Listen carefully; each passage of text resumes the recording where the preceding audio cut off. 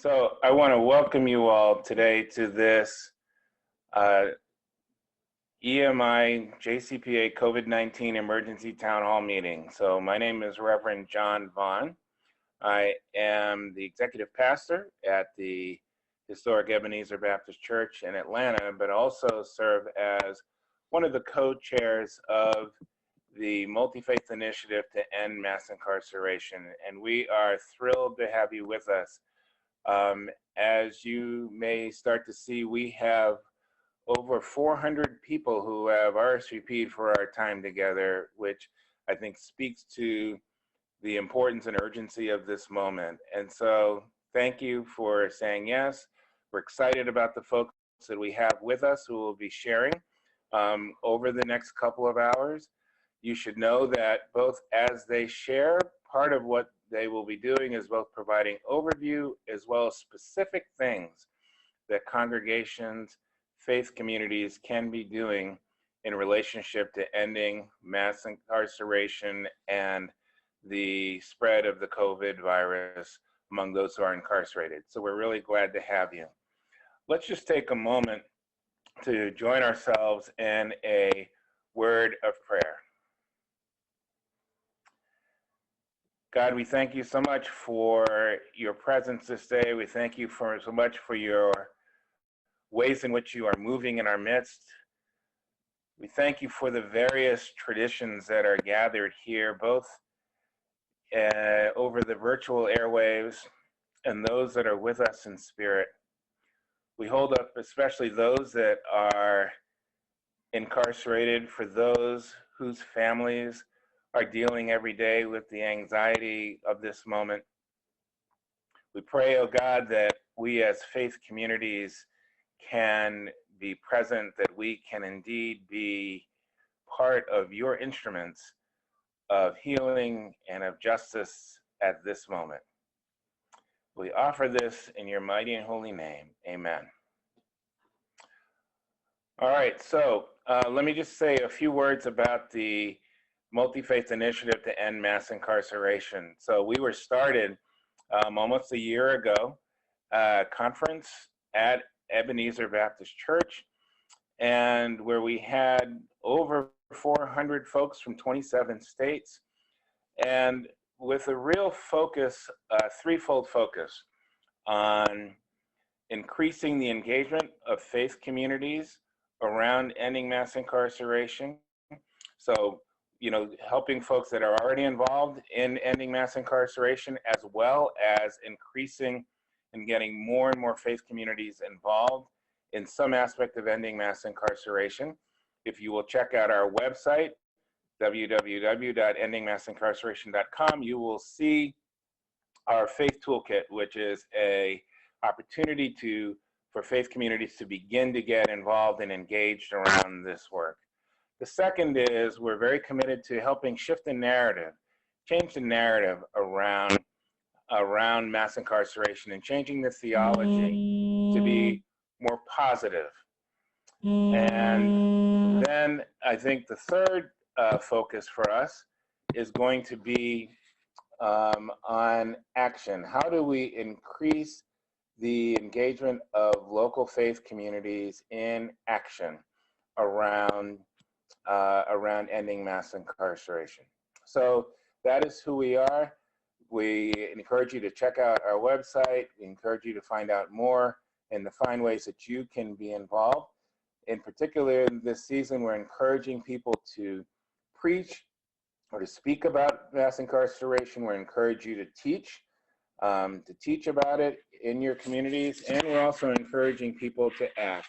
And so the Preach, Teach, Act is indeed on our website, and encourage you to take a look at that so as to join us and be a part of that.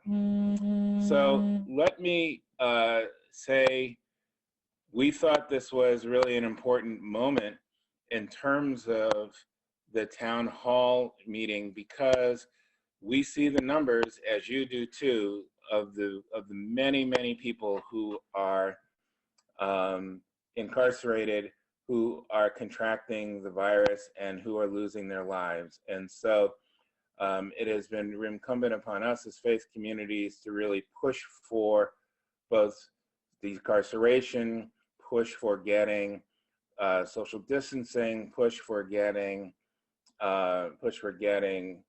proper medical care, push for getting masks, all kinds of ways that we can support, and that we feel that faith communities can play an important role both in responding to the immediate need, but also we can play a critical role in terms of how we shift, how we begin to shift, how we respond to mass incarceration overall.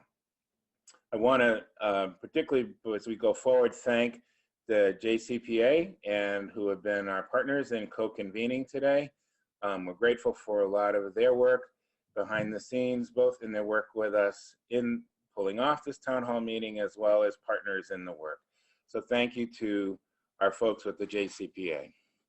So let me take this moment to introduce and say a word about who we're going to hear from today. So the first person we're going to hear from is Aaliyah Vaki-Vaughn. Aaliyah is the executive director of the Circle for Justice Innovations and previously has served as deputy director for the American Committee on Africa and the Africa Fund, where she championed the release of political prisoners, including Nelson Mandela. Aaliyah also co-created the Prison Family Support Group and Sojourners in Ministry to support and advocate for releasing people detained from U.S. facilities. And Aaliyah is also a proud and fierce mom of 2 Black boys. So Aaliyah, welcome. We're glad to have you with us. Johnny Perez. Johnny is the director in the U.S., the director of the U.S. Prisons Program for the National Religious Campaign Against Torture, an interfaith membership group comprised of 325 religious organizations throughout the country who are, of course, Johnny, I was reading your bio and it just kind of popped off my screen. Here we go. 325 religious organizations working to end US-sponsored torture.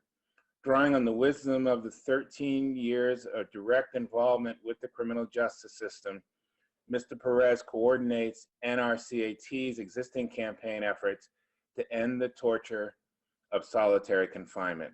So glad to have you with us today, Johnny. Next, Tosca Medlock-Lee is the Chief Marketing Communication Strategist for the Mirrored Group, a Dallas-based marketing communications agency. Tosca's more than 2 decades of experience has made her the go-to for driving innovative campaigns for many sectors, including government, nonprofit, entertainment, and faith-based arena. About 13 years ago, Tosca's life shifted overnight when she found herself parenting through incarceration. Tosca is the proud mom of 2 young adult Black young men. Tosca, welcome. Glad to have you with us and sharing. Leslie Anderson. Leslie is the executive director of the JCRC of Atlanta. Prior to assuming her position, she served on the board of the JCRC of Atlanta and was honored to be part of the 2017-2018 JCPA Frank Family Leadership Institute for Emerging Leaders, which offers a unique training program in public policy, public affairs, and intergroup interfaith relations at both local and national levels. With a BA in journalism, MA in clinical psychology, and 30 years of community service for the most vulnerable in our society, Leslie has a passion for advocacy and strengthening networks to affect change in our society. Leslie, we're glad to have you with us today. Rabbi Daniel Atwood. Rabbi Atwood is the director of the Jewish Coalition on Criminal Justice Reform, a project of the Jewish Community Relations Council of New York. Daniel attended Yeshiva University, where he graduated summa cum laude with BAs in psychology and Jewish studies. And in 2019, Daniel was ordained as rabbi as Jesuit in Israel. Daniel is a noted speaker and scholar in LGBTQ issues in the Jewish community and has been a community organizer in New York City for many years now. including having worked for various local political campaigns and leading efforts in the Jewish community to pass the Child Victims Act and enact criminal justice reform. Daniel is a proud resident of Washington Heights, where he lives with his husband, Judah. And then finally, Bruce Turnbull. Bruce is a lawyer in private practice representing major technology companies and multi-company consortia in the negotiation and deployment of licensing regimes for cutting-edge technologies that deliver entertainment content to consumers. Before opening his own practices in 2010, Bruce was a partner in the Washington, D.C. office of a major international law firm. He's also the co-chair of the Criminal Justice Reform Initiative for the Jewish Council for Public Affairs and is a member of the JCPA Policy Advisory Committee. Welcome, Bruce. So we are really glad to have you all with us today in terms of your sharing. Just so that you know that the way that the flow will happen is that our initial speaker will speak for about 10 to about 15 minutes, and then we will begin to field questions. So we want to encourage folks to write your questions in the chat box. They will get funneled, I think, to myself, and then we'll have a chance to ask those. But we'll be going in about 30-minute increments, I think, for each of the panelists. Want to encourage you, though we are kind of managing this, but to remind you to stay muted and to let you know that our sessions will be recorded. So once again, welcome. We're really thrilled to have you with us, excited about this time together, and we will be really looking forward to our time together. So I'm gonna just flip our presentations right now, and Perez, Johnny, I think I'm gonna ask you to go first, and then I think Aaliyah will then follow you, then followed by Tosca Medlock-Lee, and then the JCPA. Aaliyah?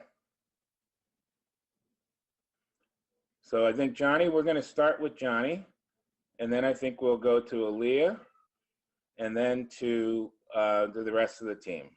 Okay, so Johnny, are you there and ready to roll? Yeah, ready to roll. Let's go. So let's go for it, Johnny. Thank you. So thank you so much. Put your thumbs up if you can hear my sound. How's my sound going? Not a thumbs up.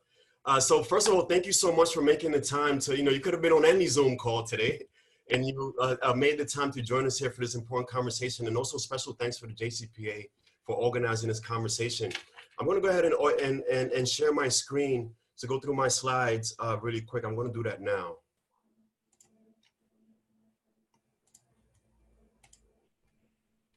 And let me blow this up.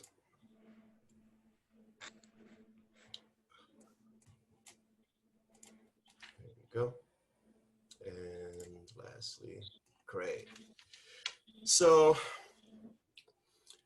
here we are, right? We're in a state of COVID-19, and we're talking about incarceration and folks inside, and how can we navigate this end?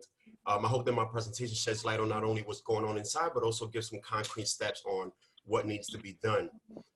So again, my name is Johnny Perez, Director of U.S. Prison Programs for the National Religious Campaign Against Torture. Who we are. We're national. We are a membership organization. Made up of religious organizations committed to ending torture that is sponsored or enabled by the United States. And I tend to focus on solitary confinement as one of the most extreme forms of this torture inside of our nation's prisons. Before I go into my piece, I want to give you a little bit of context about like where we're at in this moment, and thinking about, for those who don't know, or have never been inside of an incarceration setting, et cetera, understand that incarceration settings and many of these policies actually prioritize security, right, and not the health and well-being of those in custody. And what this means for us is that in times of crisis, in times of societal,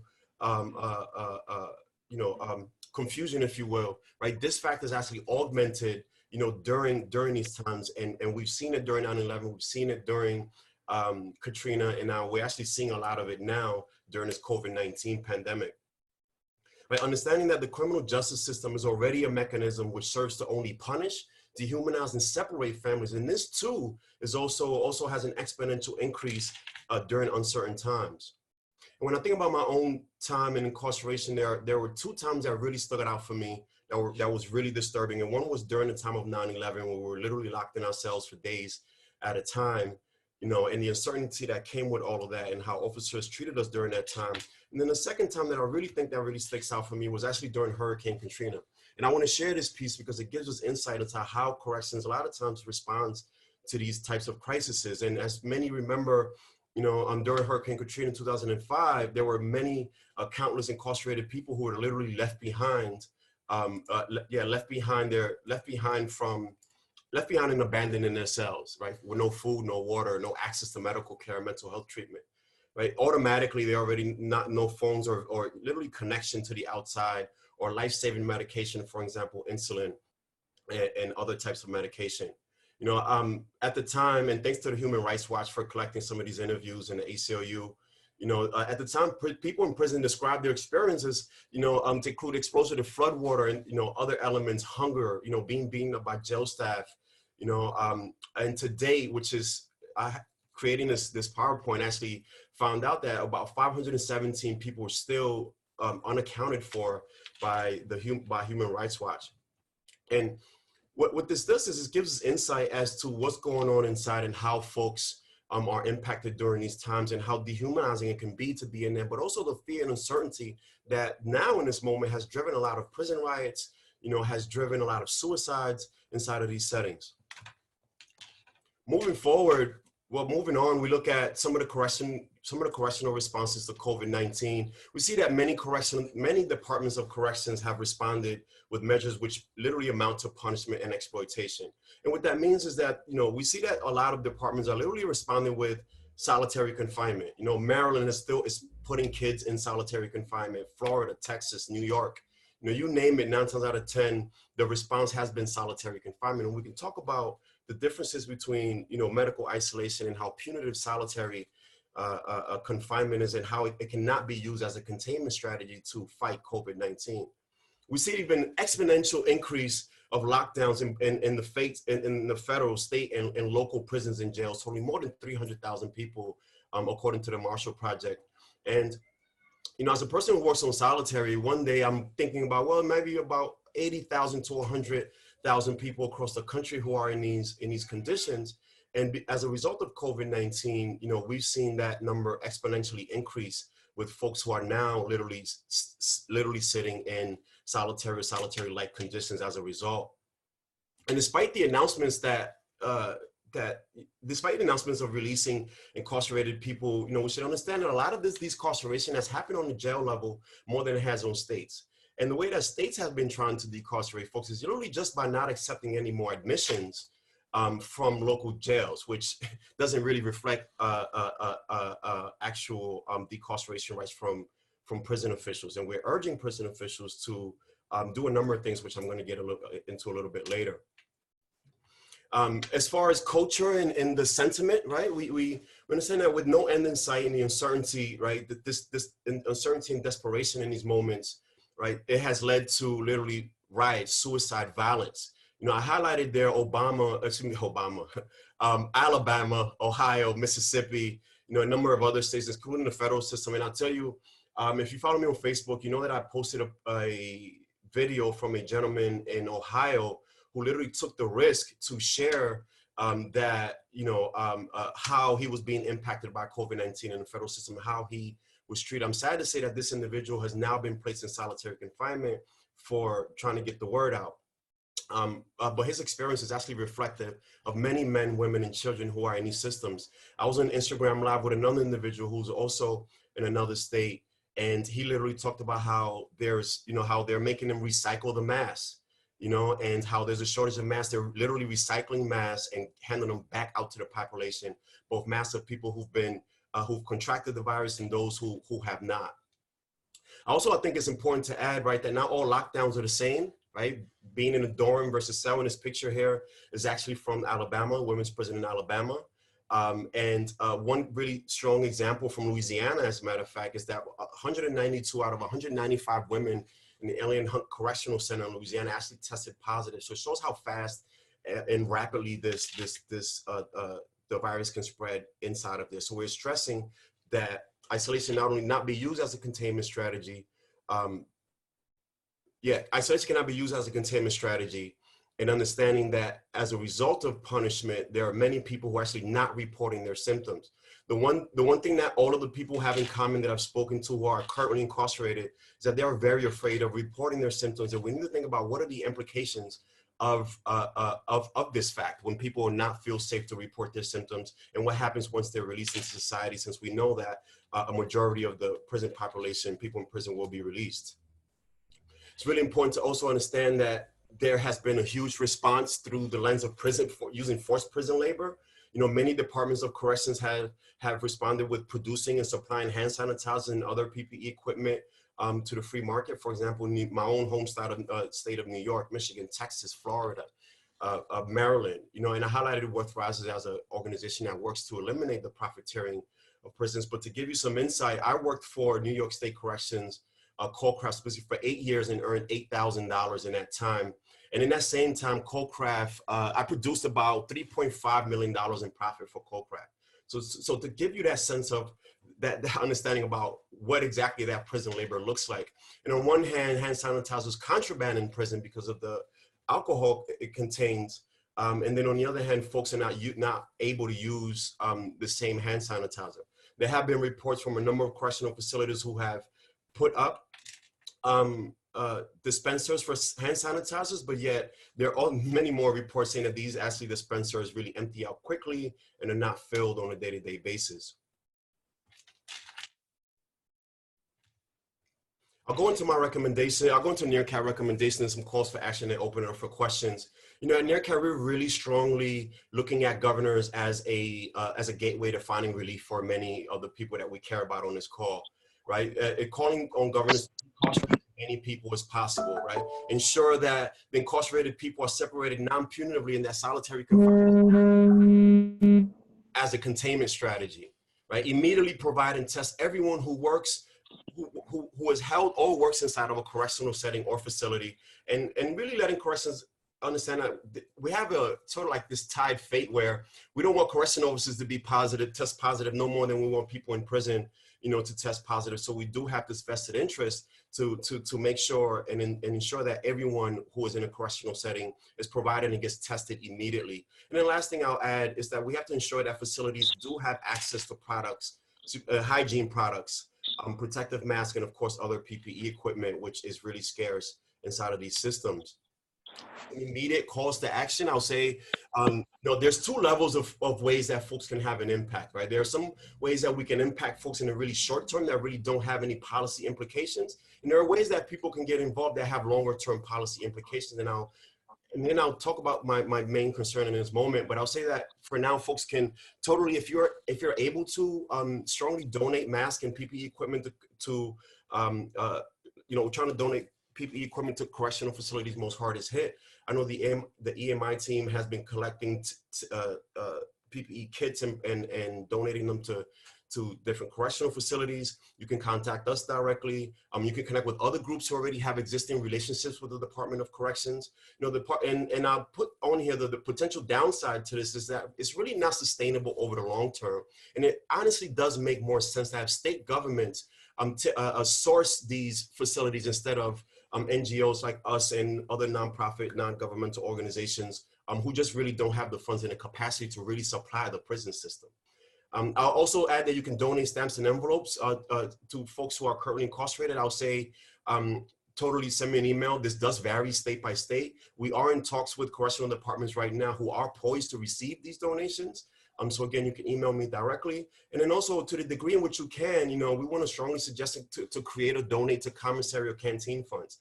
You know, a bar of soap is about 90 cents in prison, and that might not sound much, but when your salary or your income is about $5 a week, that's about 20% of your income on soap. So to the degree in which you can get money or sources right into the hands of people, you know, who need it the most, who are currently incarcerated, so they can go to commissary and get what they need, I strongly suggest that as an immediate way of impacting people. Some longer term visions and more policy focus, we strongly suggest to recommend any efforts to grant clemency and really pressure governors to exercise their executive powers. You know, there's a number of efforts, including Clemency Now, Let Them Go. There's a number of other efforts. I couldn't name everyone, so don't be mad at me after the Zoom call. But really urging governors to exercise their executive powers. And I'll add the Connect Families Now campaign and movement to really make phone calls free during this pandemic. And the reason I say that, as many of you know, many departments actually charge people to talk to their families, to see their families, even during this pandemic. So it's important that we keep families connected as strong as possible. And I'll end with my concern, which really echoes the concern of many of my colleagues and peers in this field, is that that this current political moment, if we do not respond to it effectively and swiftly, right, we can create a new normal, which not only unravels years of reform and abolition efforts, but also creates a new complexity and new policy concerns later on within our respective areas of work, no matter where you're working in the system. So I really strongly suggest folks to hold the line, do what you can, but try not to see the advances that we've already had. With that, I'll be quiet. Sorry if I speak too long, too fast, and I'll stop sharing my screen now. Good. Thanks. Johnny, thank you a lot. Thank you so much for that. Really appreciate that. Before I ask, I've got a few questions. I want to say to folks that some of you have been hearing a buzzing sound. So unfortunately, that's been my telephone, because just as things were getting started, my internet went down. And so I'm doing this on my phone. And so then you're hearing text messages that are going back and forth. So we are going to do our best to really try to minimize that. So our apologies for that. And then I think also we want to just note for Aaliyah, we are going to try to bring you in on the call. If you could just send us a text to let us know what the name of your Zoom is, so that we can make sure that it'll enter you into the end in the room. If it's a phone number or if it's a particular name, that would be really helpful for us right now. So Johnny, can I ask, let me start off by asking the question about this question of accountability, because once again, when these natural disasters, I mean, what you basically have said is when a natural disaster comes, all bets are off and you can do whatever the heck you want to those that are incarcerated. What's your sense of the accountabilities around this now? I tell you, the accountability as far as holding corrections accountable really is ourselves. I've lost sleep trying to think about ways to engage corrections in a way in which is not adversarial, since we have this common concern about COVID, but yet there's also these policies in place that allow corrections to literally abuse people. When I was talking to the brother on IG Live the other day, he talked about how some facilities had policies that actually don't even allow you to cover your face so corrections can identify individuals. So these same policies that are in place are actually preventing us from being able to look after folks and really care for folks.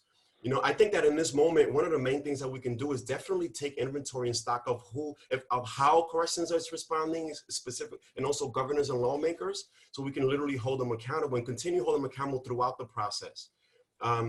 Prisons are spaces, and incarceration spaces are spaces really hidden from society, are really spaces where the most demarginalized are in, and people have literally thrown these folks away, which is important in this moment, because we tend to create this dichotomy where we think that one group of people deserves justice and not another. So we really want to emphasize that when we're talking about decarceration, be careful to not create, again, don't roll the clock back, right? Do not create this dichotomy between who deserves justice and who doesn't. And continue engaging these governors. These governors literally, with a stroke of a pen, can literally release thousands of people right this second, right now. So accountability starts at the highest, right at governors and heads of corrections that can do things right now that don't have to wait for governors. And then we need to take inventory and continue holding them accountable post-pandemic, because this will be over. Yeah. So a couple other questions, Johnny. So one is, what very specific, if you were to say, a congregation were to say to you, okay, what are the 3 things we can do right now to address what's going on, what would you say are the top 3 things you would recommend to them? Call your governor, call your governor, call your governor. Like literally say, and then support efforts that are pressuring governors. They're, and I get it, right? Like everyone's calling the governor nowadays. And unfortunately, I used to think that we can just depend on people's goodwill and compassion to make changes and care, and now I'm in a place where I tell you that, lawmakers pay attention to the people that make the most noise. This is why we're still doing car rallies despite the pandemic. We're still making calls. We're still writing letters. If congregations can organize and do mass calling and engagement, if people can leverage their personal relationships with lawmakers and governors to really make that happen. And the other thing is more direct actions is to donate stamps or create these commissary funds, or being able to donate PPE equipment, or support groups who are doing that. Because when I tell you that folks inside do not have masks, I did not have enough time in this presentation to even show folks at least 1 minute of the horror and terror that's literally people are facing inside. I mean, folks are literally inside of a bathroom with 3 people, 2 of them are positive, 1 person is locked in there, and this person may have months to go home and afraid to die in that moment. Like, folks really need mask and hygiene products there now and immediate. And on a policy side, we have to hold governors accountable and force them to do what we know that they can do. Well, Johnny, look, I really thank you and for what you've been able to share with us. And I'm sure we could probably spend another couple hours, I think, in this conversation. But I really want to encourage us as faith communities to really heed the call, and that what I'm really hearing is that we play a moral voice in terms of policy, in terms of being able to shift what they are actually doing kind of behind bars, as well as providing immediate support. So Johnny, thank you so much for your time, and thank you for being with us today. And really proud to folks to know that Johnny is also a member of the Ending Mass Incarceration National Strategy Team. So thank you. Thank you, John. And I'll share my slides after the presentation, just because folks are asking, but the slides will be shared. Thank you. Great. So we'll figure out a way to do that. And there will be other slides that folks will get a chance to see. So thank you, Johnny. So Aaliyah Bakivan is with us. So Aaliyah, we are thrilled that you are able to join us. As I had mentioned, Leah has been leading a growing donor activist partnership around supporting grassroots criminal justice work. So Aaliyah, welcome. Glad to have you with us today. Thank you. So I want to thank you all for inviting me and for being here to listen to what I'd like to share with you about CJI. I just do a quick, I'm going to see if you quickly share my screen, if you can see that. Can you all see that? I can't hear. Yes. Okay, good. So I'm just going to quickly go over our mission so you know who we are. We're a funding collaborative. Our mission is to end mass criminalization and mass incarceration. Previously, we would say to end the prison industrial complex, right? We want to build the infrastructure of the movement, and we do that through providing them with resources. And we want to fund where the movement is developing, shifting, and growing, which is exactly what's happening right now with regard to COVID. We want to uproot systems that harm and perpetuate injustice, and we want to sow justice and healing, kinship, creativity, and love. We support leadership that is those people who are most impacted by the injustices of the current system, and those people who work in alliances across race, class, faith, gender identity, sexuality, immigration status, and age. So we have a model in which we create what we call circles. They're made up of donors and directly impacted activists, and they work together to allocate funding where it is needed most.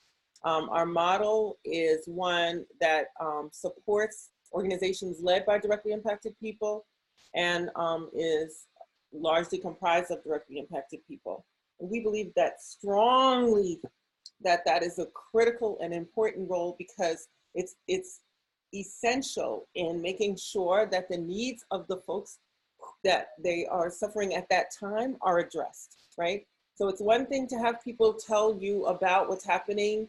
It's another thing to have people tell you what they experienced. Where we hear now where Johnny says, this is what happened. I worked and I got $8,000 in 8 years. That's a little bit different than having somebody say that we have to do something about wages for people who are working in prison.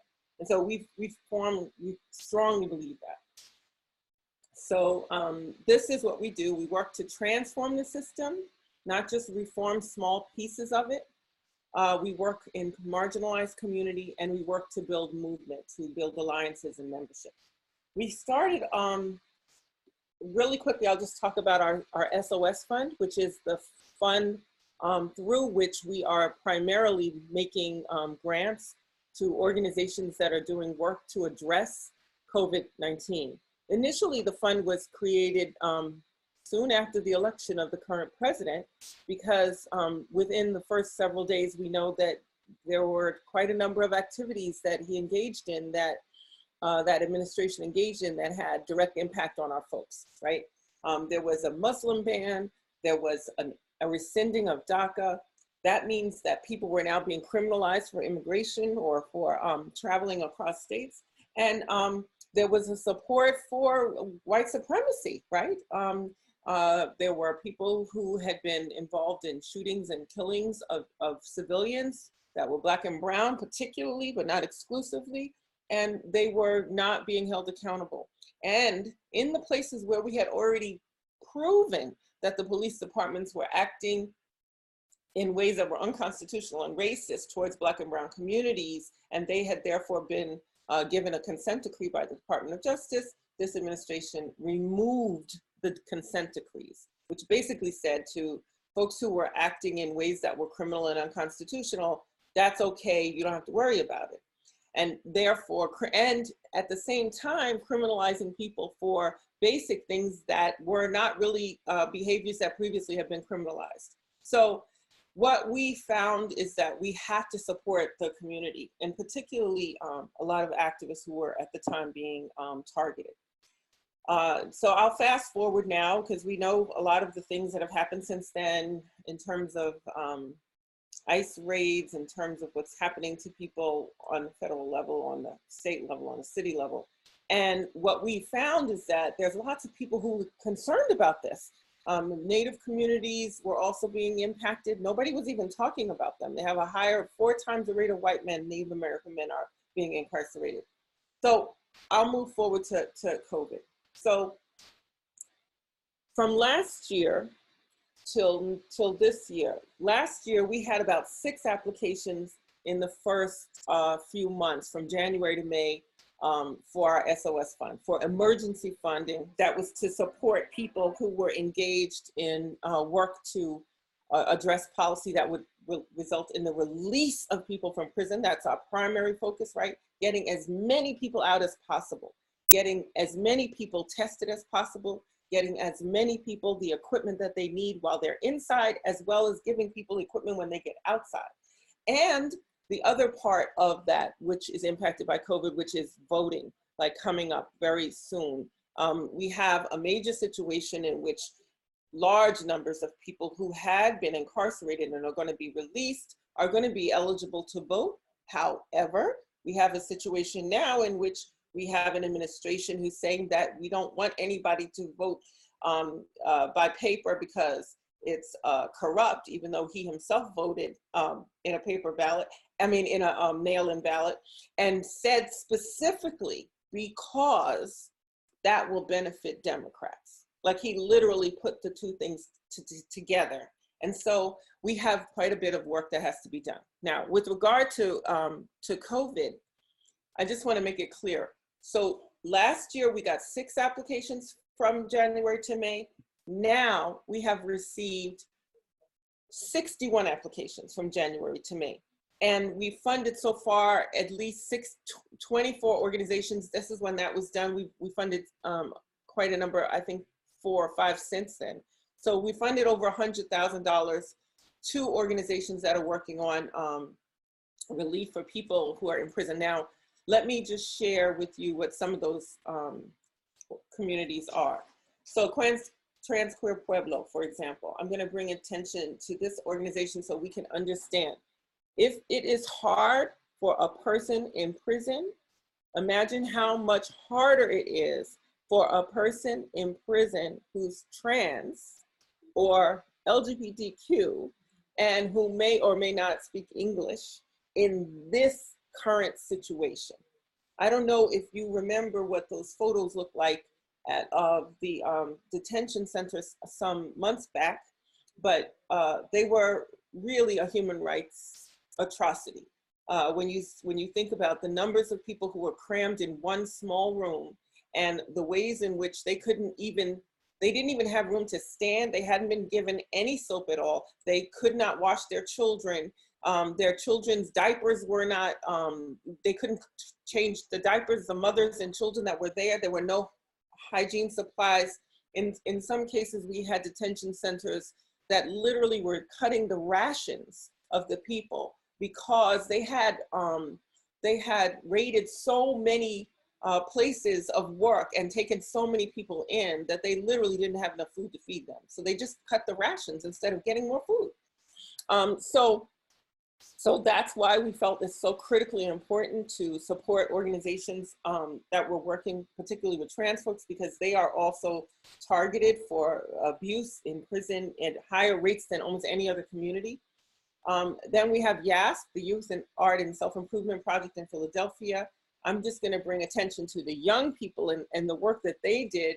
A lot of them had been involved in bringing attention to all of the injustices of the bail reform system, and particularly how it impacted young people, many of whom proved later that they had not been responsible for the crime that they had been charged with, but nevertheless had lost their prom, their graduation, their scholarships. Their parents may have lost their house trying to get the money together for bail. And so one of the demands that we had with regard to COVID, as you know, Johnny, across the country was get all the people who have been convicted of nothing yet, right? Who had been charged with something but haven't yet been convicted, release those people. Because that overcrowding is contributing to the spread of the disease, and these people haven't been convicted of anything. So these young people have been involved in getting young people out of youth detention centers, and they've been involved in a letter writing campaign, and they have been extremely successful, over 500 young people being released.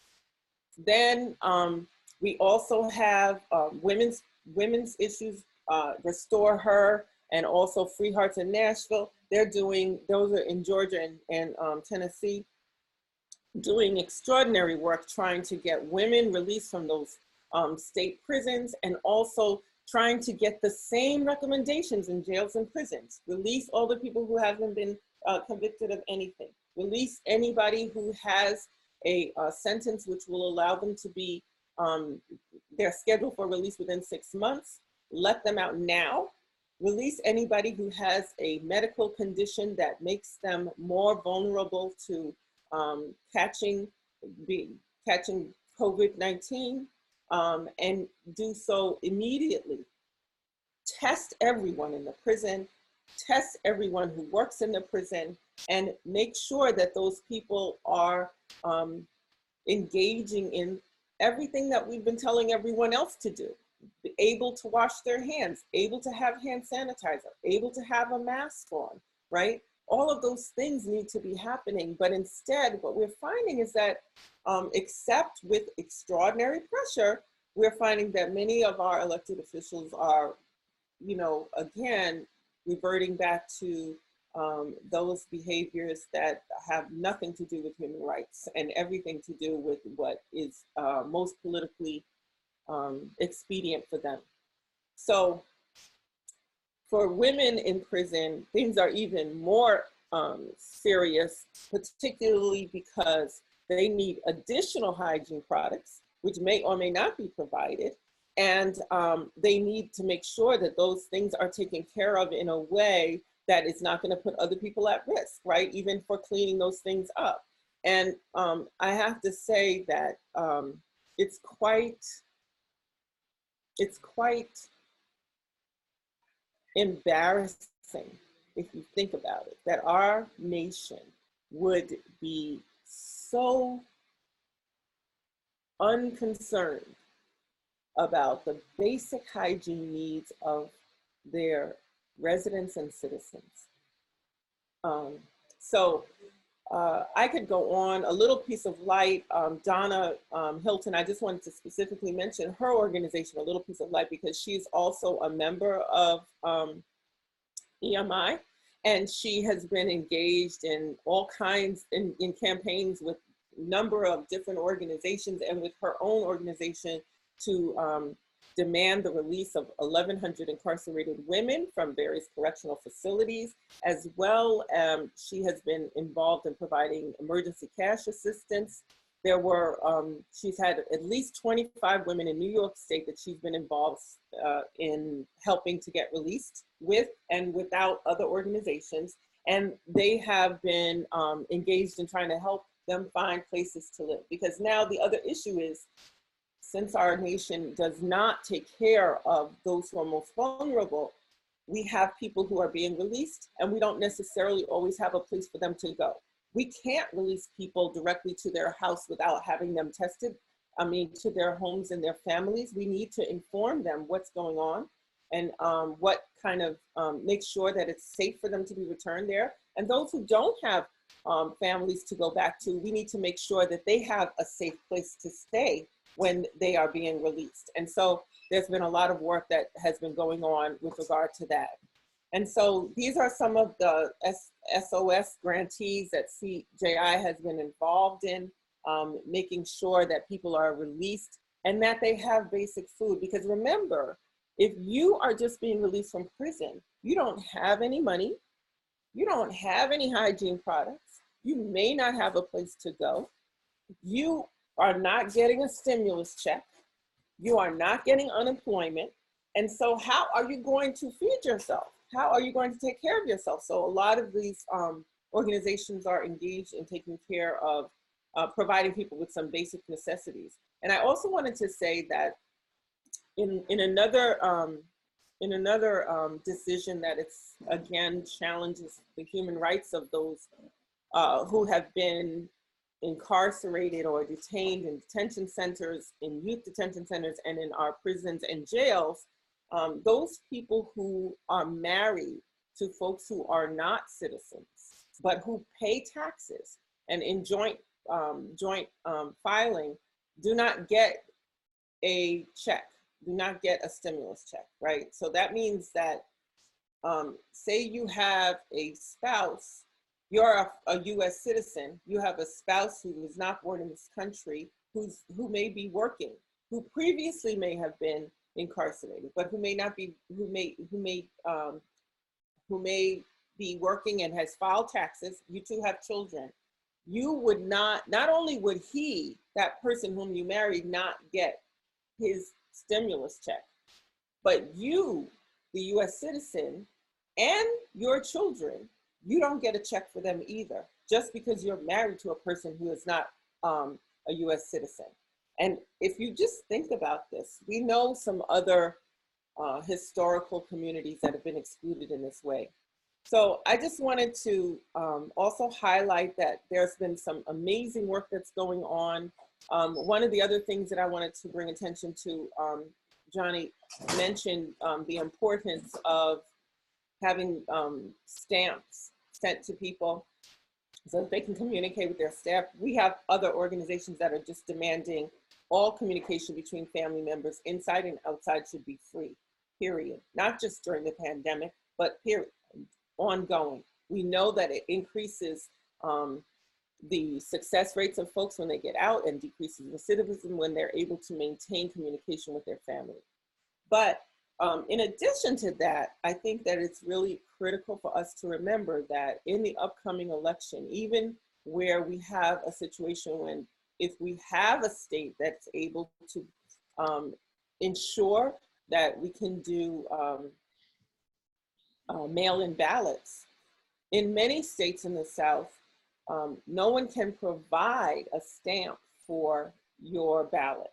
So you can now imagine if you have people who are supposed to be sheltering in place and they are people with very limited resources, and you have now a situation where our post office is in jeopardy, and therefore the hours are not as open as long, the likelihood of some communities being even able to vote is going to be very difficult if we don't ensure that they are able to receive a prepaid ballot. And so there are some of our organizations that have been working on that as well, because this would have, of course, another disproportionate impact on people who are formerly incarcerated. The other thing is that there are a number of states in which people who are legally able to vote and formerly incarcerated have previously been purged from the rolls, and we are trying to ensure that that does not happen. So these things I know are related to voting, but they have a direct impact with COVID, because people who registered while they were inside are now, if they're being released, are not going to be able to vote because they're trying to take those names off that don't match from the prison address to the new address where people are. And so we're going to have to establish ways in which people can update their information about their location so that they can still retain the franchise.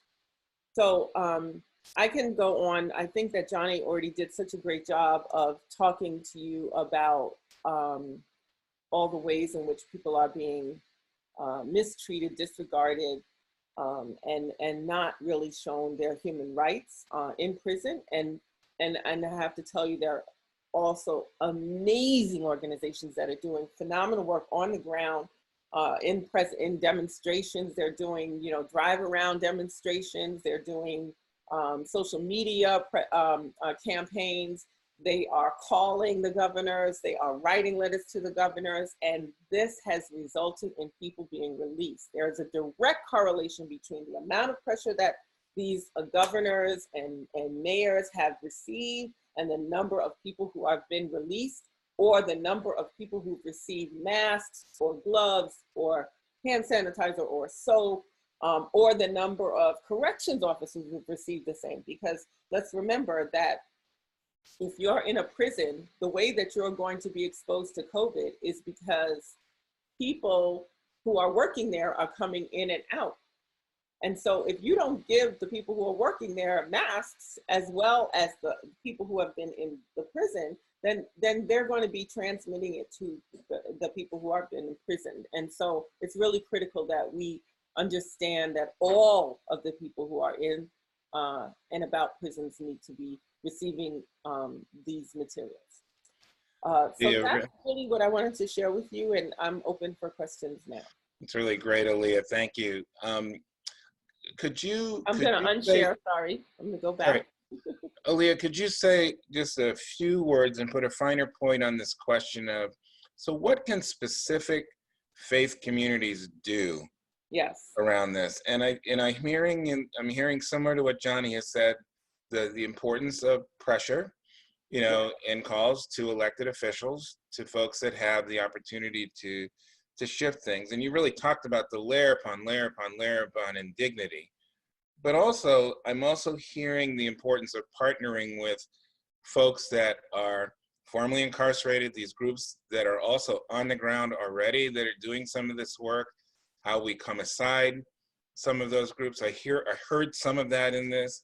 But if you could just say for those that are kind of sitting in faith communities, what are the 2, 3 things that you can do as a faith community? Yeah. So I would say the first thing is you definitely can collect and distribute any sort of hygiene kits. Like there were people who are making hygiene kits for people who are inside, and you can give those to folks that are inside because they need them and they're not being provided to them, right? So hygiene kits, I think, is really critical, and demanding that people be taken care of, that they receive everything that they need. So, yeah, so any congregation who is willing to provide hygiene kits to people who are inside and to advocate for corrections officers to also receive masks and gloves and to be strongly encouraged to use them, because we have another situation sometimes where corrections officers don't want to wear the mask.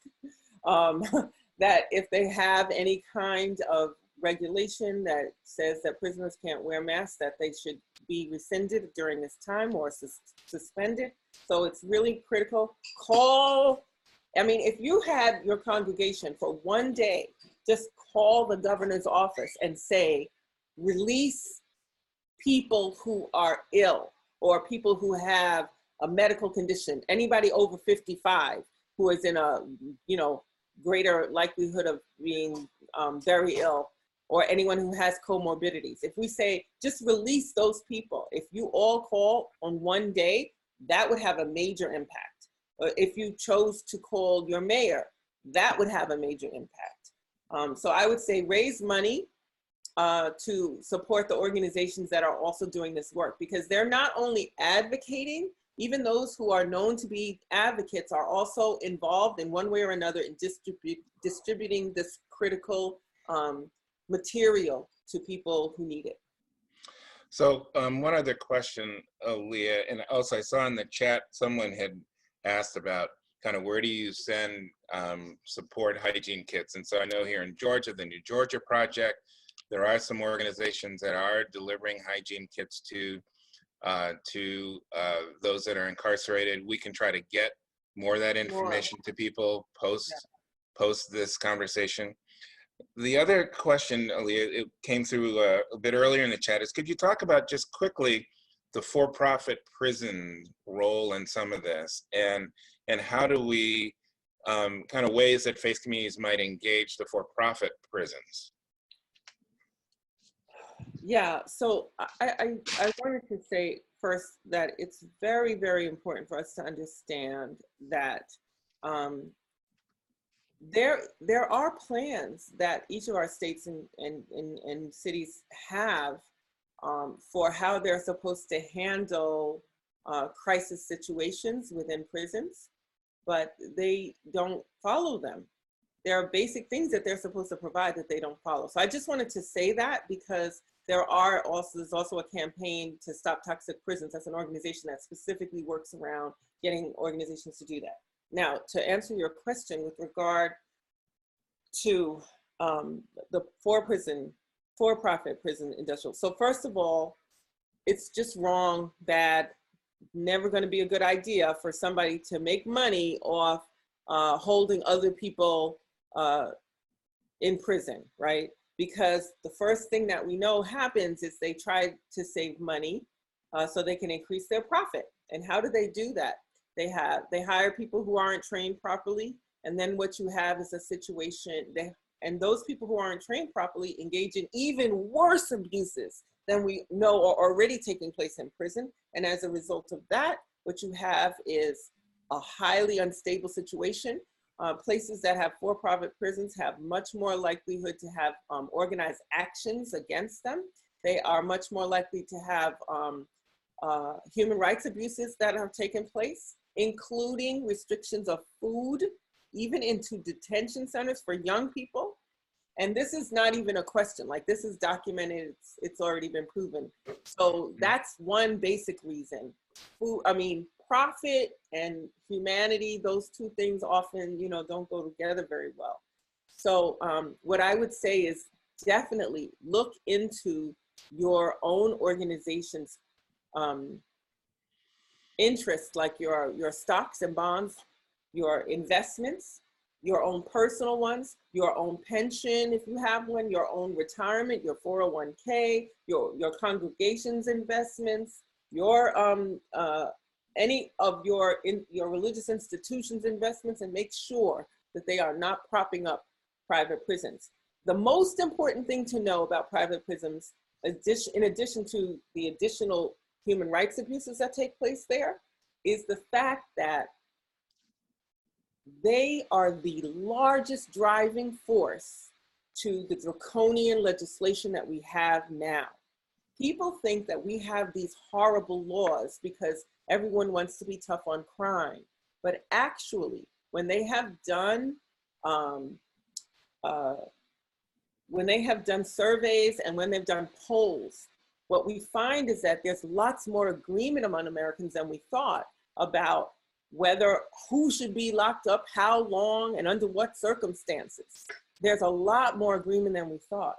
And the reason that we're being pushed into these binary, situations is because those people who want profit prisons to contribute, to continue, are paying elected officials who are running for office. They're putting huge amounts of money into their coffers so that they will drive a harder line. And from that, we had requirements of a certain number of beds that they're guaranteed to be paid per head, whether or not there are people there to fill the prison.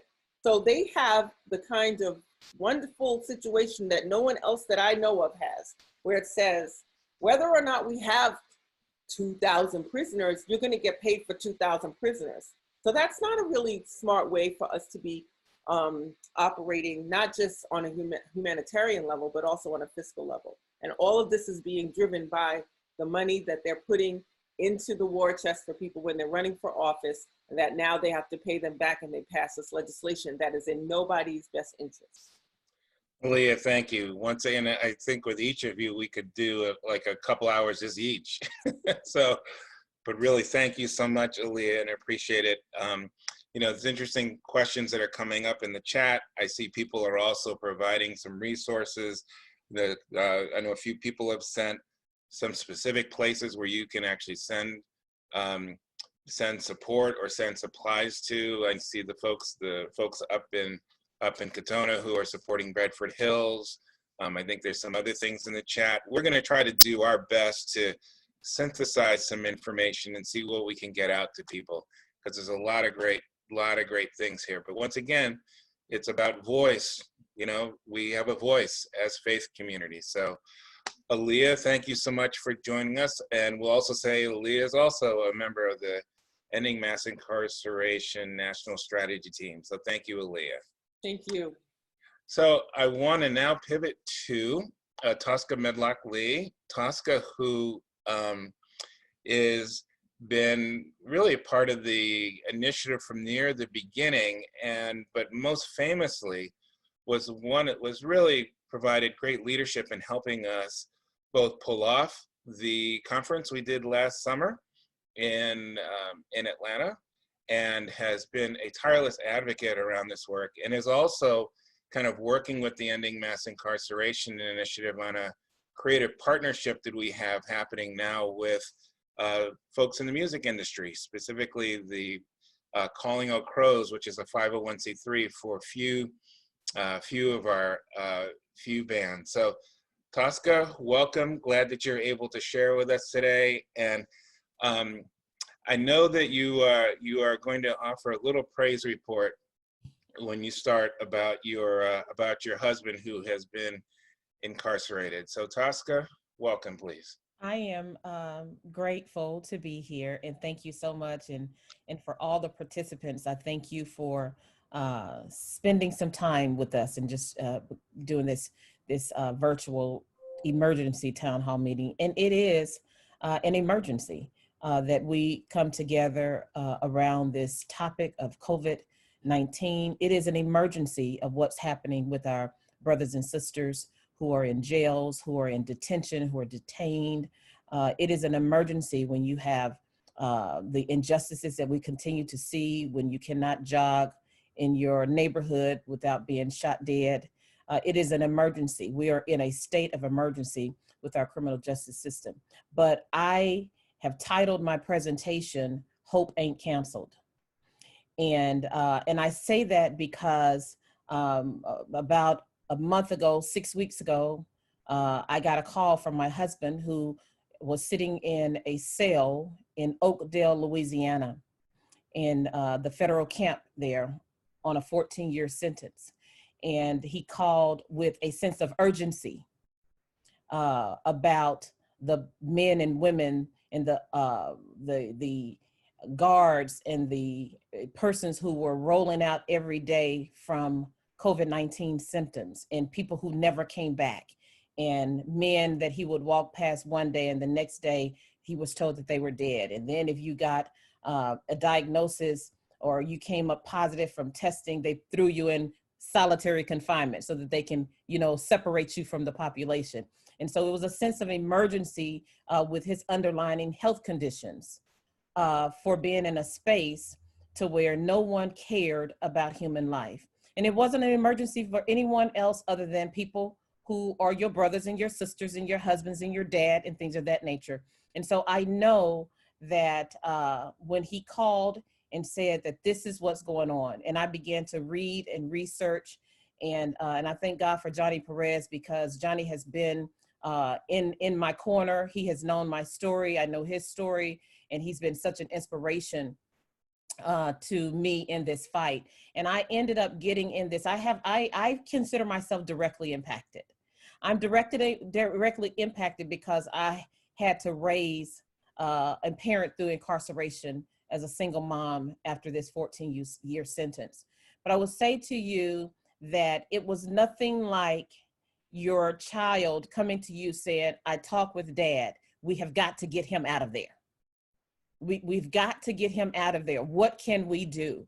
And that sense of urgency moved me to a space that was different from when he left 14 years ago. It was a different sense of urgency because my baby, who was 9 years old when he left, is now 21 now, saying that we have got to do something. And he participated in that. And so I am so excited to just to say to this plethora, this call of strangers who I feel like you're my brothers and sisters, that on last Friday, we got him out of there. And so I'm just giving God praise for that. And not only because of that, I want each of you all to know who have loved ones who are in a situation that hope ain't canceled. I did some research in preparation for this because I wanted to come to this forum today from a perspective of living in a space where you must continue to move forward in a world where other folk don't really care about your world. They don't really care about our world, Johnny.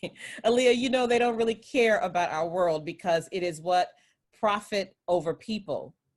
And so one of the things that I did, I went to the Bureau of Prisons website, and the Bureau of Prison has an agency called the National Institute of Corrections.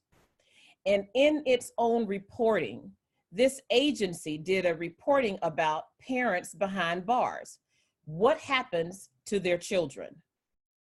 And in their own reporting, in a research study that they did in 2015, see, we've been spouting off the statistic that 2.2 million children have a parent that's incarcerated.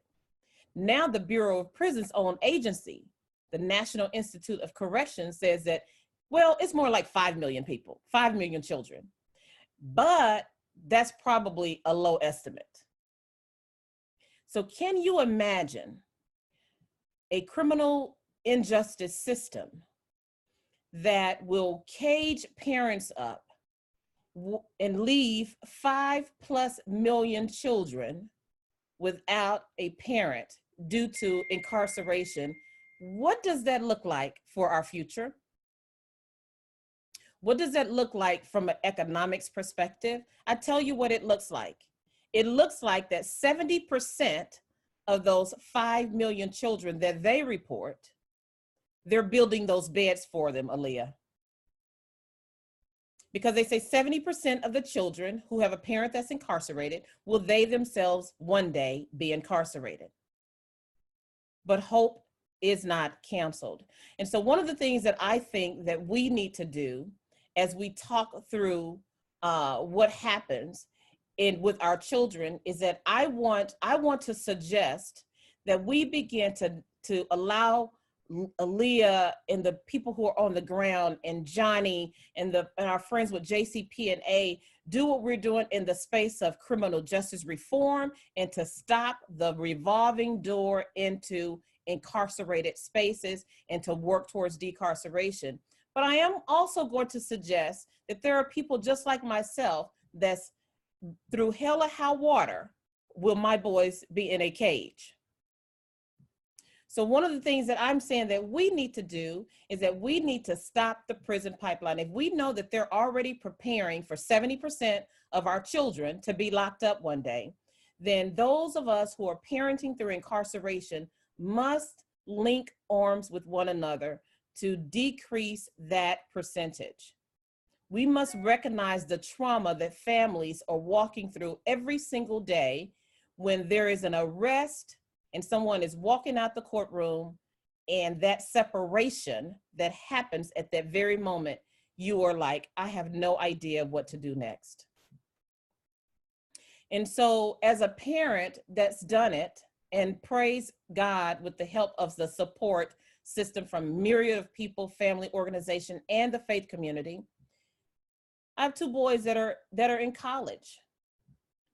And my baby will graduate in December from Texas A&M, and who is a finance major, and that oldest is doing his own thing, but he's still there, y'all, okay? He's still there.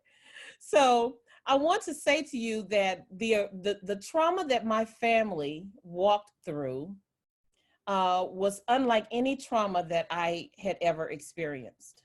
And I've experienced death of a parent, and I've experienced some things in my life, but the disruption of separation because of jail or arrest or prison, that disruption is, it does something to the relationship, and it does something immediately to the psyche of children.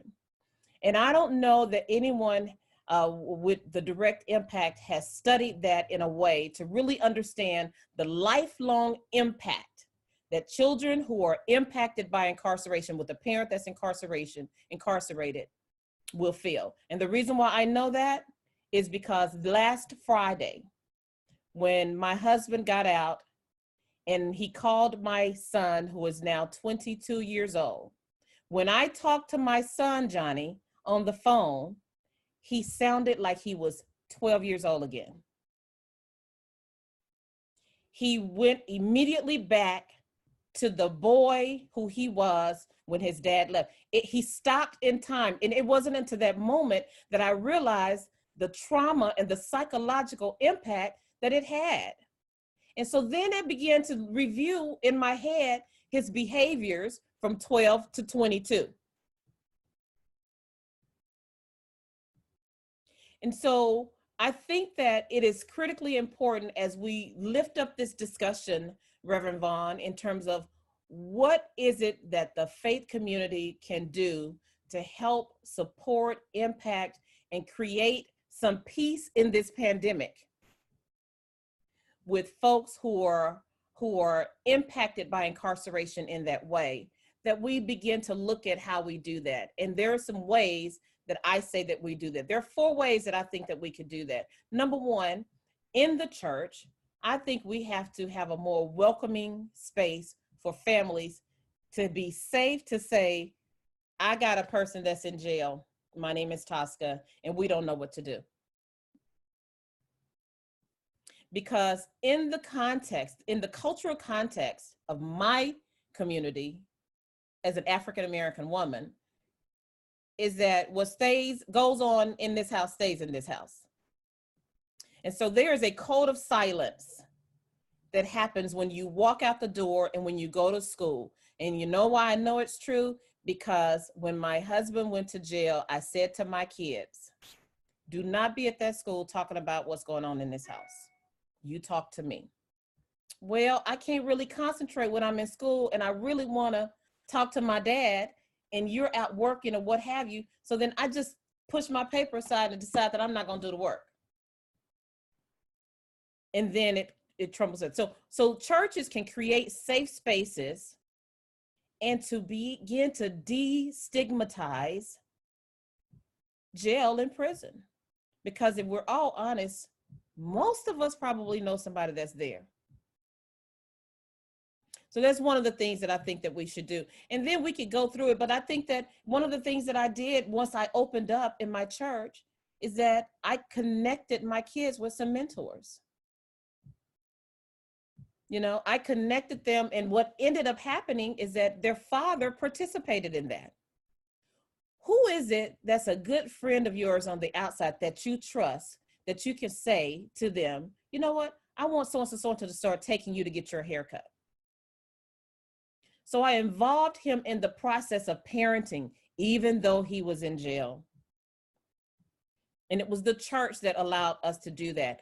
And that helped them to feel like they were have some level of champions.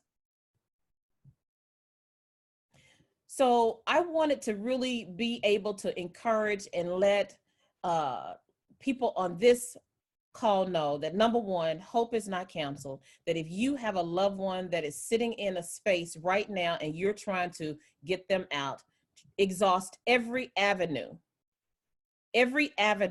through the ACLU, through every avenue that you have, because I engaged the ACLU, I engaged legislatures and the Congress people and representatives, you know, that were not even in our state. He was in Louisiana, I'm in Texas.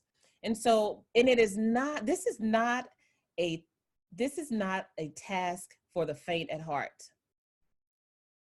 You have to fight like your family depends on it. And that's exactly what I did. But in the meantime, in doing it, not only did I fall in love with the fight, but I fell in love with people like Johnny, and I fell in love with people, you know, like my boy with ExodusFoundation.org, Christopher, and I fell in love with Mr. Pipkin, and I fell in love with Tom Watley. I fell in love with the people, many who were wrongfully incarcerated, but guess what? Some of them did what they said they did. But it did not matter, because everyone deserves a chance to right a wrong. You're wrong, you may not have gotten caught for it, but everyone deserves a chance to right a wrong.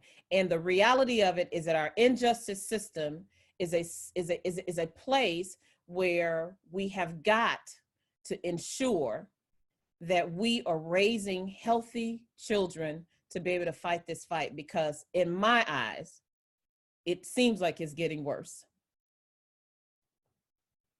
I just wanted to share that, and I wanted to share my story. I wanted to encourage someone. And Reverend Vaughn, I'm open to any questions.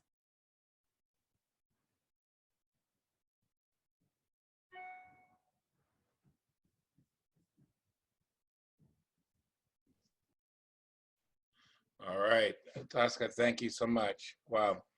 I'm going to ask, I've got one question, and then we will try to keep things moving. You really have spoken quite eloquently about the importance of faith community as moral voice. I think faith community is welcoming presence, and you know, and as a place that really allowed you to really find that, to find that voice. You know, I'm curious if you, you know, kind of the places where we're, what's one place where we're really challenged as faith communities in this work? The place that we're really challenged really is I'm going to say it, is judgment. It's judgment, because you want to open your doors and you want to pass out some hygiene kits from the curb, but you do not want to invite me in and allow me to sit on the pew next to the person that's been there for 30 years. I'm feeling, right. I'm feeling some kind of way today, y'all. You go on and feel some kind of way. That's all right. But that is our, but I think that the call for us as faith communities is, it's not just an external call, but it's an internal call. It's an internal call. And that leads us to our preach, teach, and act. And I wasn't trying to really go there, but you know, the work that we're doing with EMI to create an opportunity to preach, teach, and act, because our faith leaders must understand the importance of the word and of their moral compass in order to be able to teach that to our congregations. I don't have to, and then there's this thing that's called restorative justice. When do Johnny talks about felons forever? When do you not be a felon forever? Yeah. Well, really, I tell you, thank you so much, Tosca. And I think this is part of the charge for us there's a real charge for us, I think, as faith communities and as faith leaders. And so I think this is a call, not just in terms of what we do out there around this virus, but what we do inside related to this virus. How do we shift even the way that we see those among us in terms of even how, both around mass incarceration and then how it translates in terms of responding to COVID-19. There's one other thing that I want to share. There's one thing that I do know. I do know that nothing catches my God off guard. I know that. And I do know that we have been shifted into this pandemic into a place out of a building, and that's not by happenstance. And I do believe that we are situated in a space, if we are careful and not to fill up all of our time with Zoom meetings, but if we sit back and allow ourselves to do some self-reflection and to create, all of us could get on this journey to wholeness and a journey to wellness. It's time for us to reset in our faith communities how we communicate and look at this population and the population that's sitting among you. Well, Tosca, thank you so much. I really, really appreciate your words and both kind of the speaking, particularly telling your story, because I think the stories are the things that will also continue to shape and to fuel, I think, this work and remind us that we are people of faith and moral courage in this work. So thank you so much.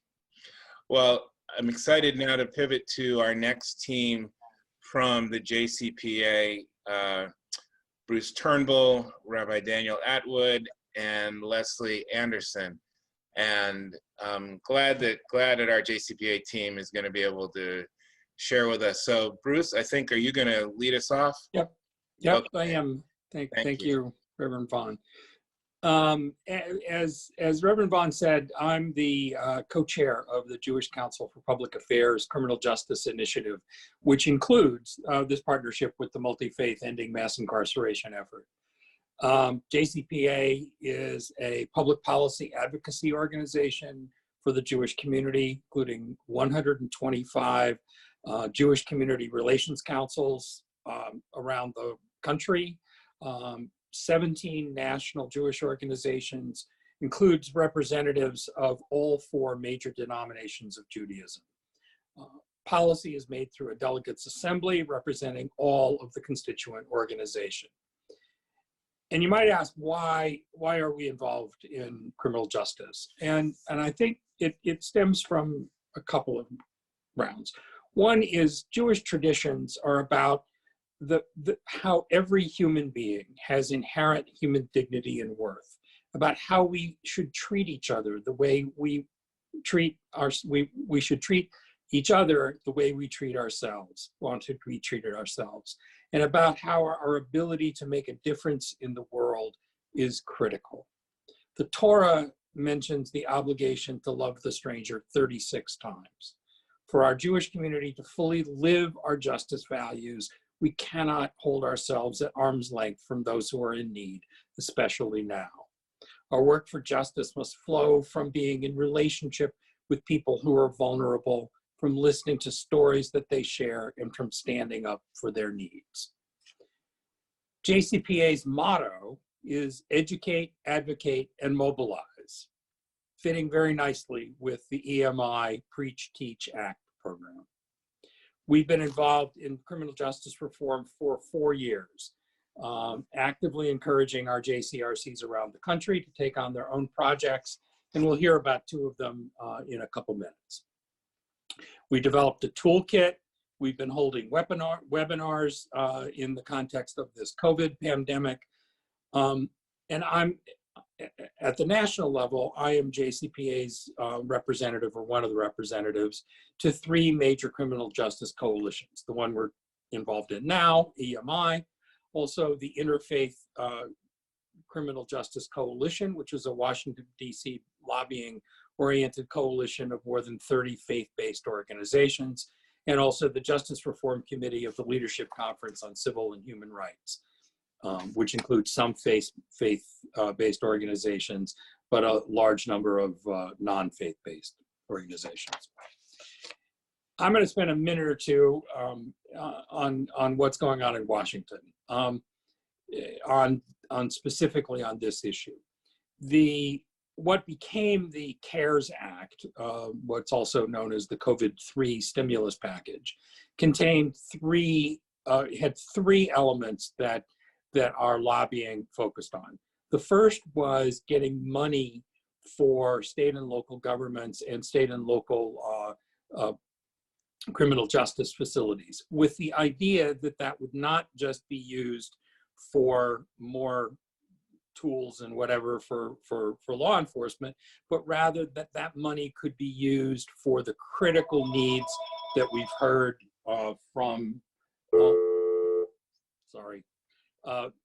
critical needs that we've heard from our previous speakers. There was $850 million included in that law to fund these activities.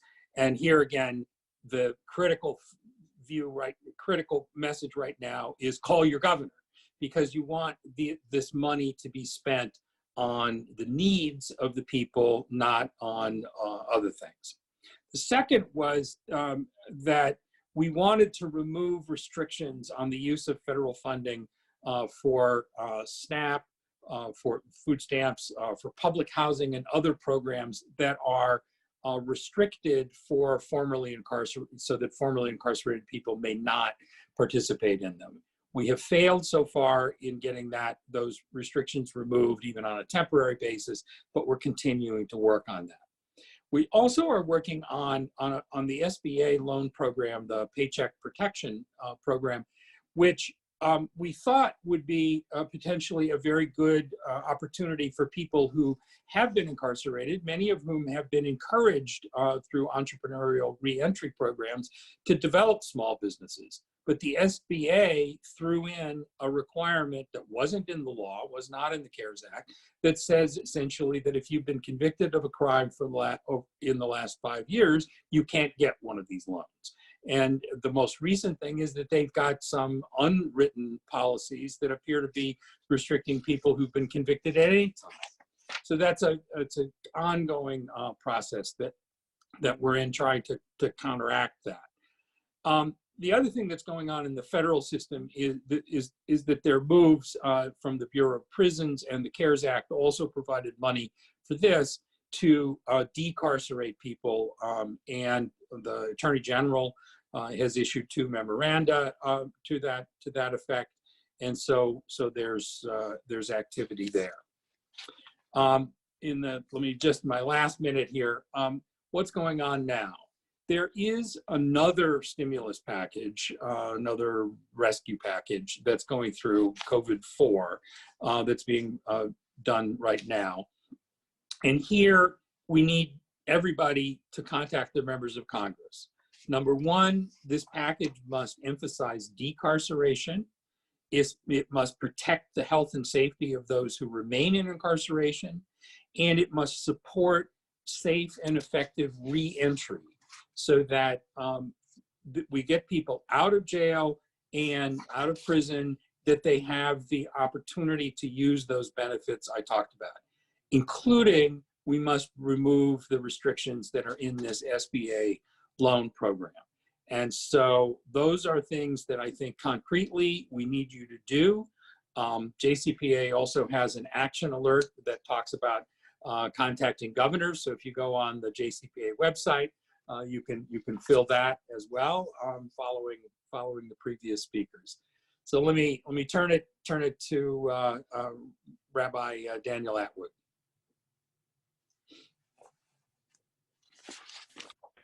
Hi, thank you all for hanging on here. I'm going to do a share screen. So just bear with me 1 second.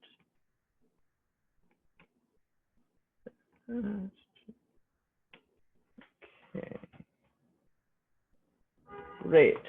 So as I said, thank you all. I'm Rabbi Daniel Atwood. I'm the director of the Jewish Coalition on Criminal Justice Reform, a project housed at the JCRC, Jewish Community Relations Council of New York. And I am here in New York.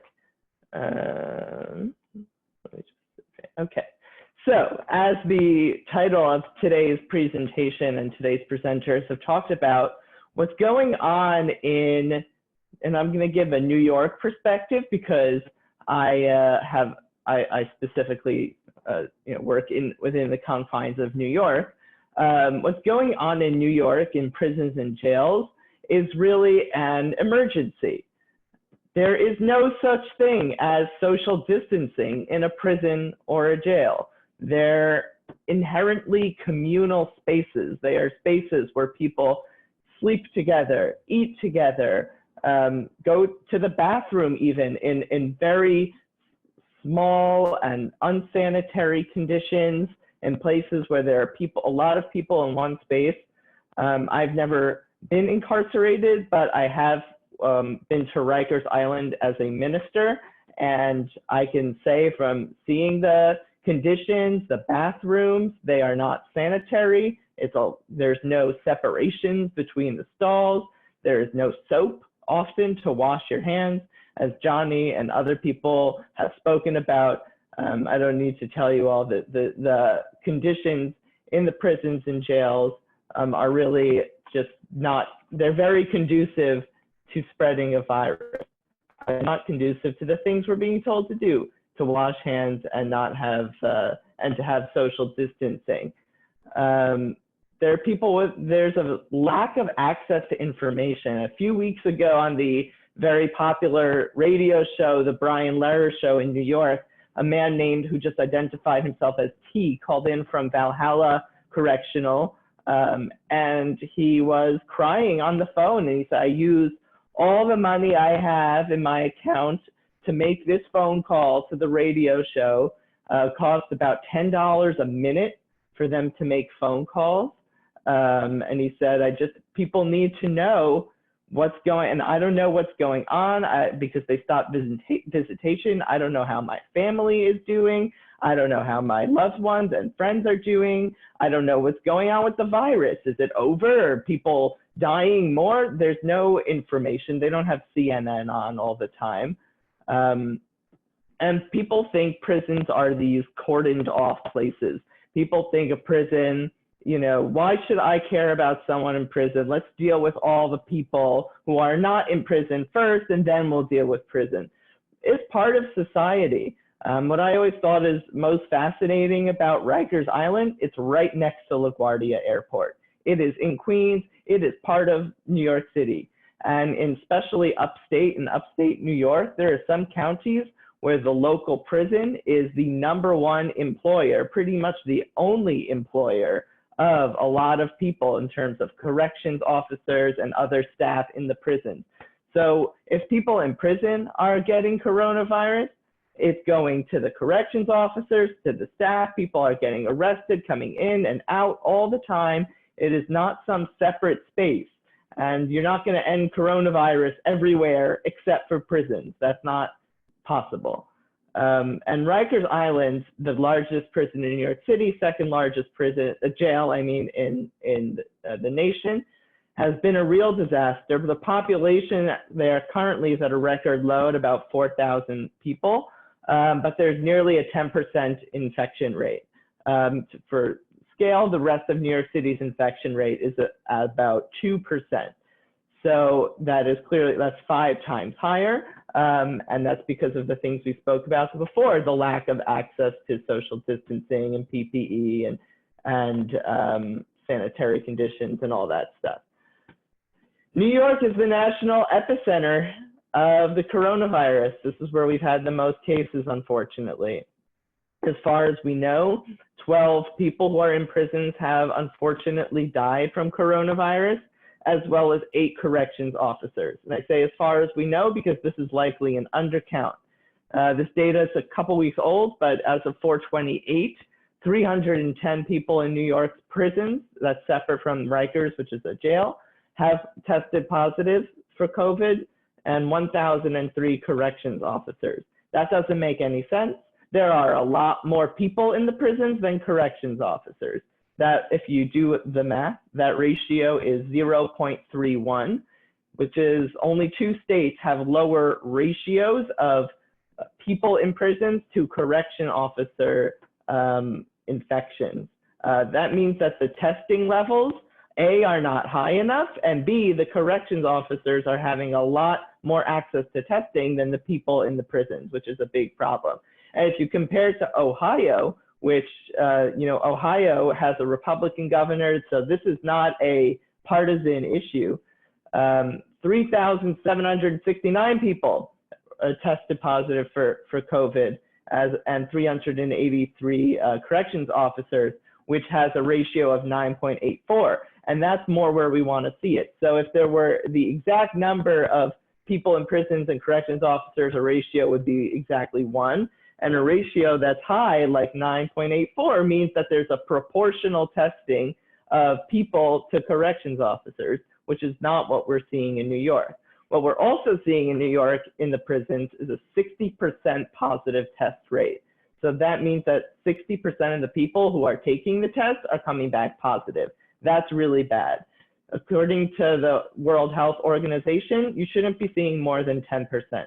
If you're seeing more than 10% positive test rate, that means that you're not doing enough testing and your numbers are not so reliable. So we really actually need a lot better data from DOCS, the Department of Corrections and Community Supervision, on what's going on. And the test rate in prisons is 71% lower than the rest of the New York population. So that also shows what's happening is not proportional. So who's eligible for release? Who's getting released from prison in New York? Essentially nobody at the moment.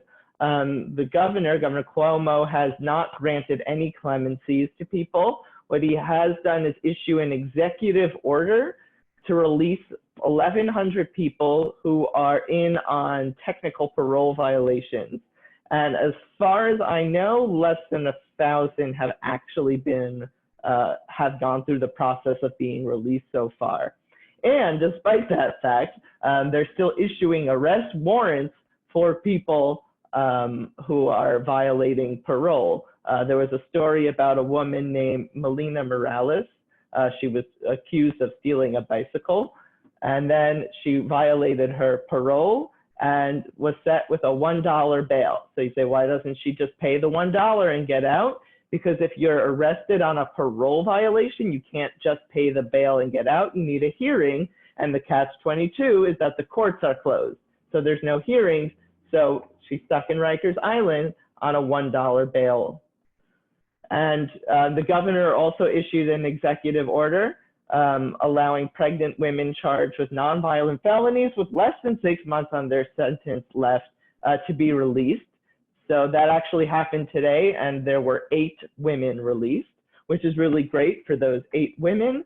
But this executive order really is so limited because most women who are pregnant in prison entered prison pregnant. They didn't become pregnant in prison. And the average sentence is usually longer than 6 months.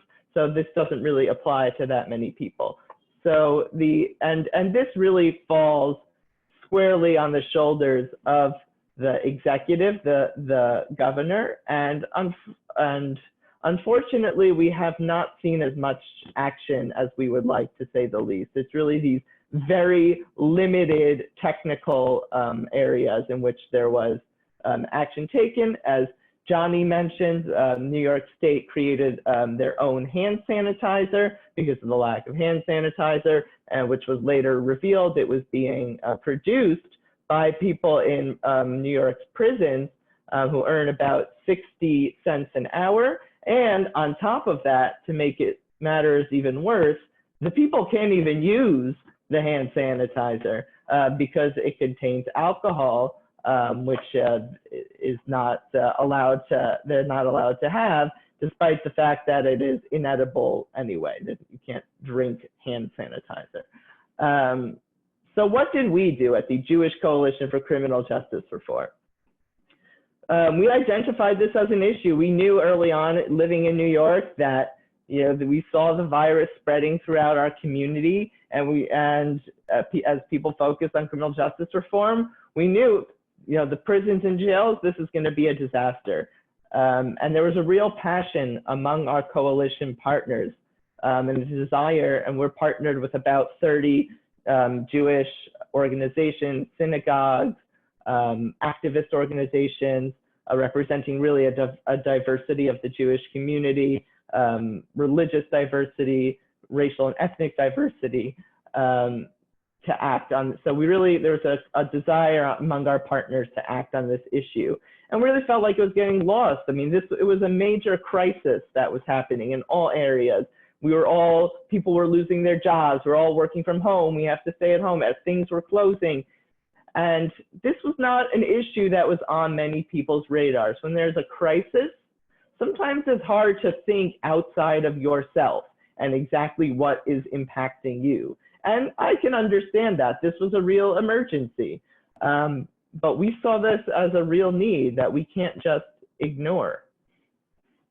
So what did we do?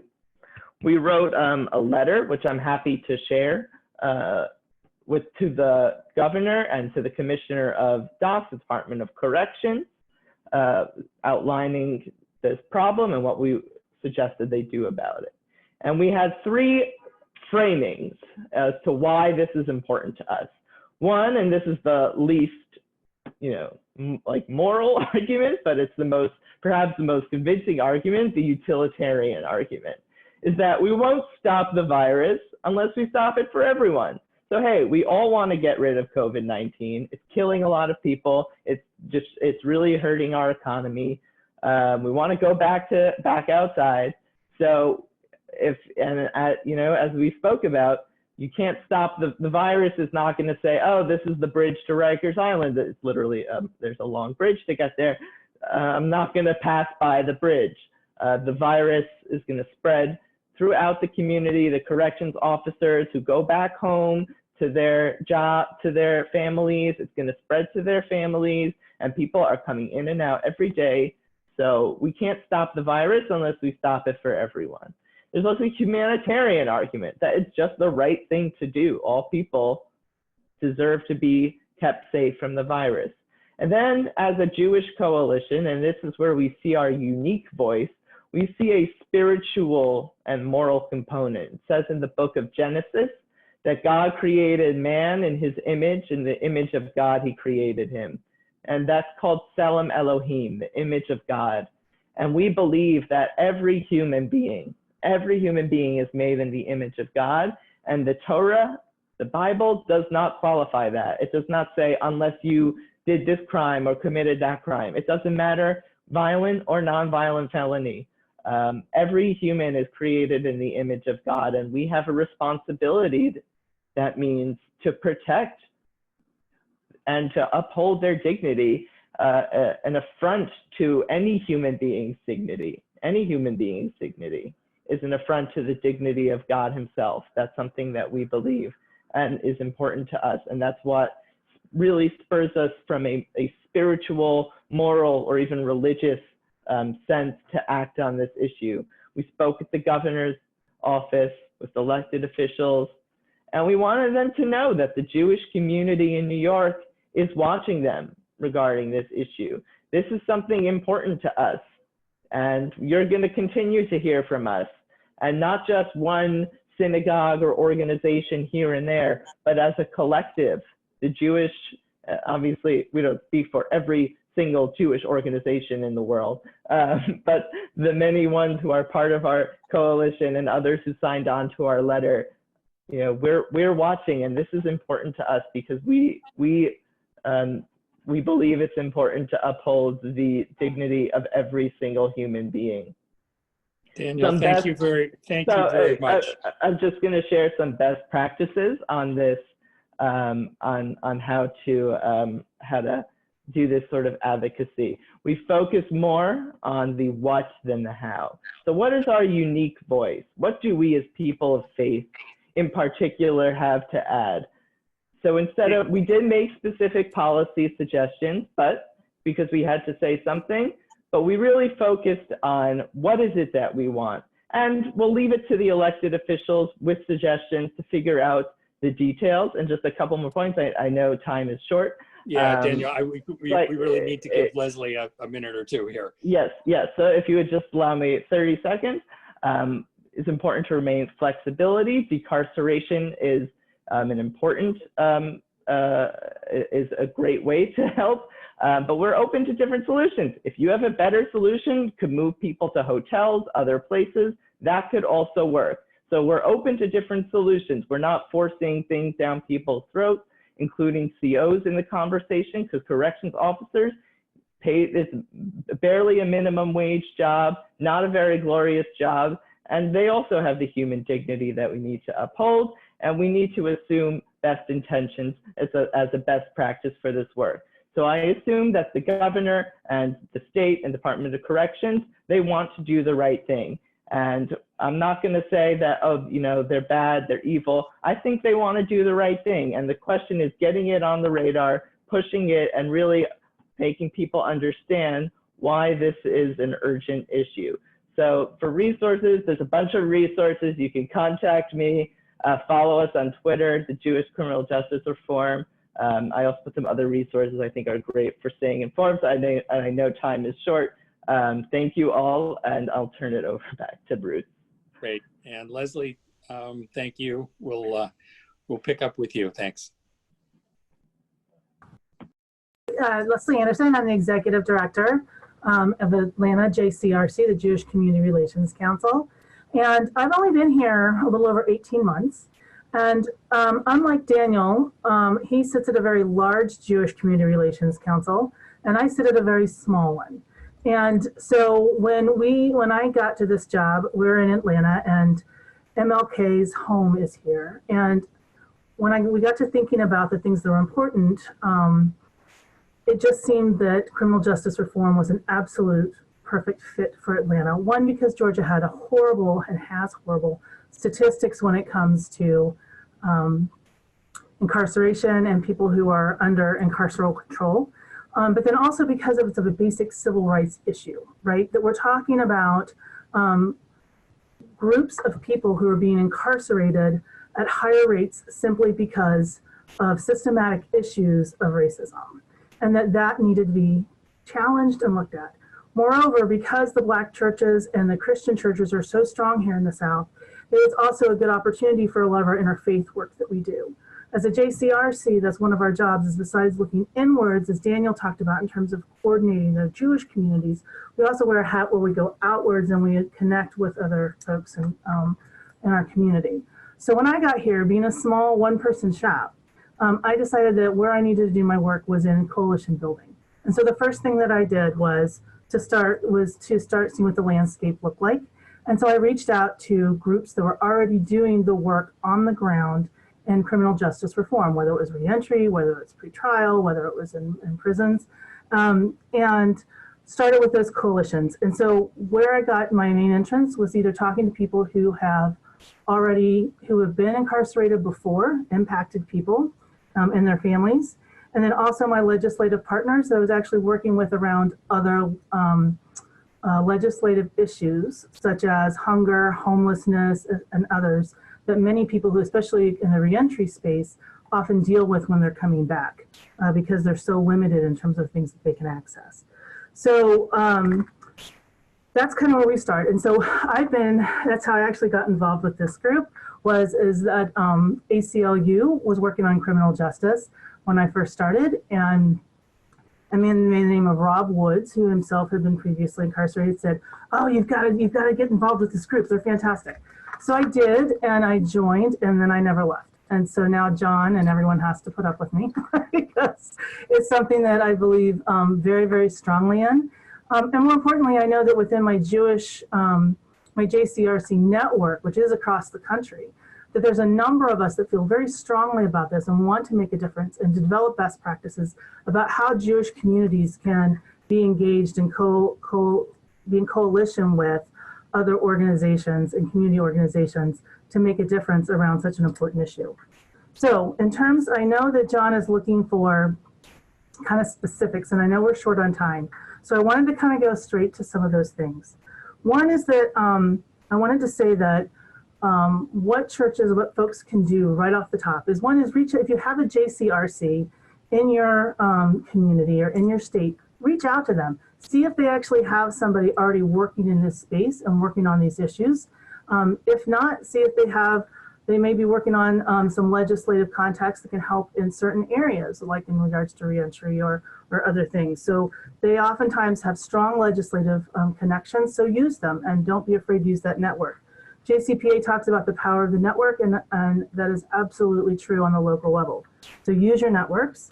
The other thing I found is that for us, it was a matter of looking, is showing up again and again and again, being consistently and persistently involved and not backing off. It's easy to have a program and then just say, okay, we're done. No.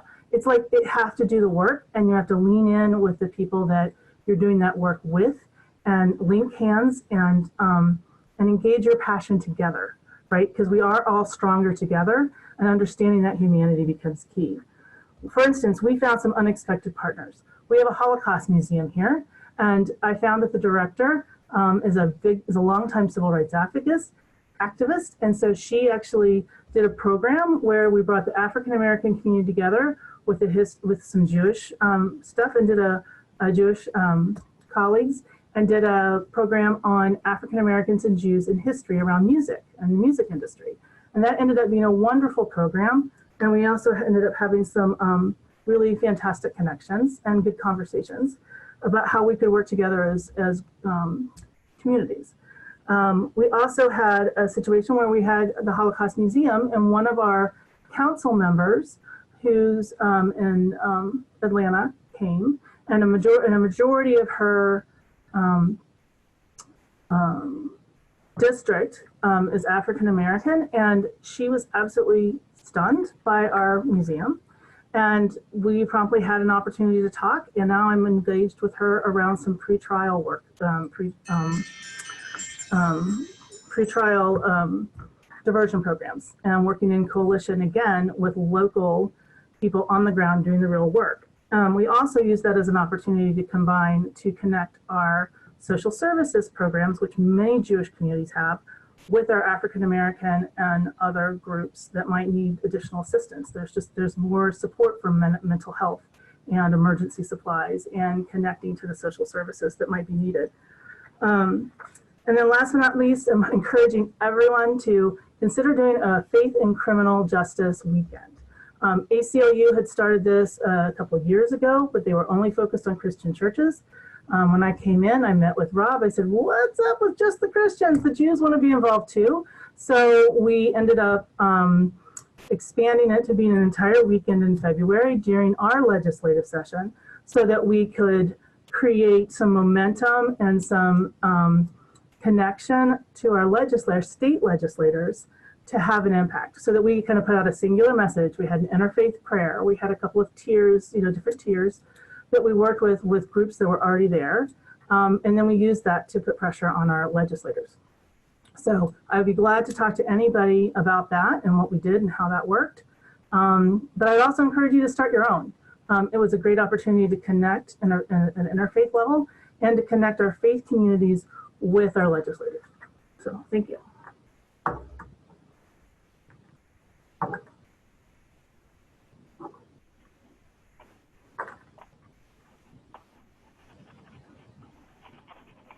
There we go. I am unmuted.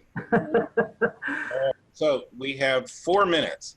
And so I guess a question, I really heard this theme about the importance of the faith and moral voice. I've heard the theme also around, we're squeamish around the separation of church and state. We've got to get over it as faith communities in terms of our willingness to engage the government actors, because that's where the action is. That's where the decisions are getting made.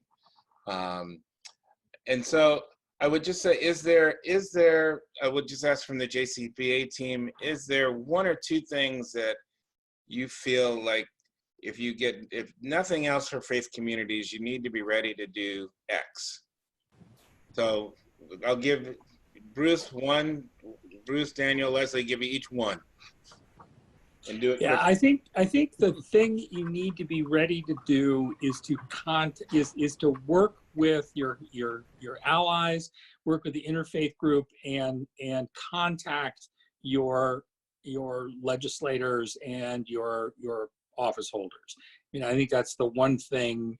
They will meet with you. When I go with the Interfaith Criminal Justice Coalition on Capitol Hill, they will meet with us. The fact that we're coming from faith is important. It makes a difference, doesn't it, Bruce? Yeah. Daniel.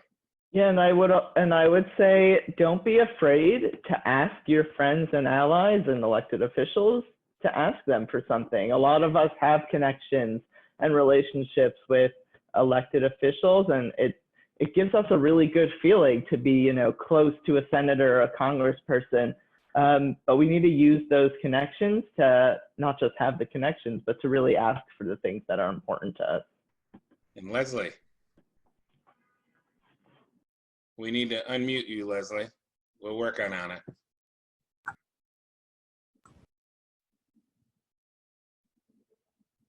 think she's stuck. I think she's stuck. I am stuck. There we go. Okay, she's back. Go ahead, Leslie.